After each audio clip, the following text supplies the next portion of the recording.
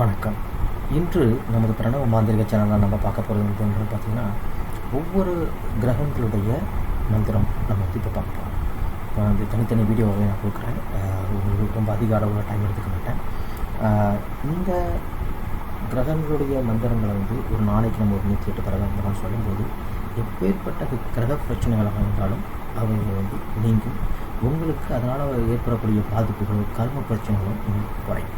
அதுக்காக தான் இந்த ஒவ்வொரு கிரகங்களுடைய மந்திரத்தையும் நான் இப்போ வந்து கொடுப்பேன். இது வந்து அந்த கிரகங்களை நீங்கள் விஷயப்படுத்தி வச்சுக்கலாம், சரிங்களா? அதுக்காக உள்ள ஒரு முறை தான். இடையில ரொம்ப நாள் ஆகி போச்சு. நம்ம வந்து மாந்திரிகம் சம்பந்தமான பதிவுகள் நம்ம பதிவிட முடியாமல் போயிடுச்சு. கொஞ்சம் வேலை பளு அதிகமாக இருந்த காரணத்தினால இடையில கொஞ்சம் தொடர்ந்து போட முடியல. இனி கண்டிப்பாக நான் வந்து தொடர்ந்து பதிவுகள் போடுறதுக்கு முயற்சி செய்கிறேன், சரிங்களா?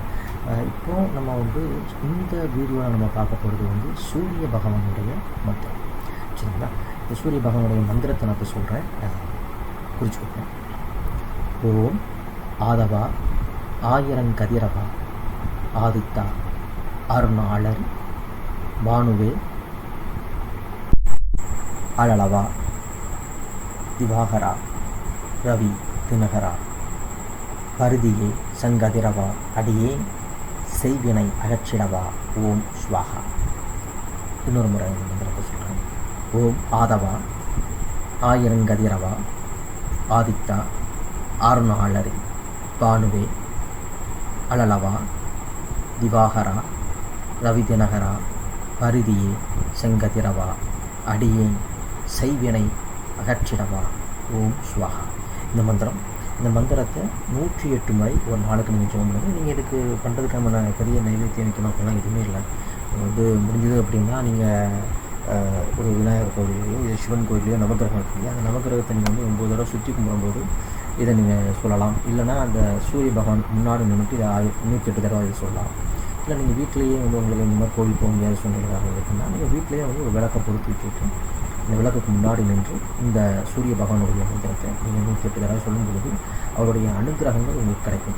ஆனால் அந்த நீங்கள் எந்த ரூமில் நீங்கள் விளக்கு பொருத்தி சாமி கும்பிடுங்களோ அந்த ரூமுக்குள்ளே கண்டிப்பாக சூரிய வெளிச்சம் படுற மாதிரி இருக்கும்.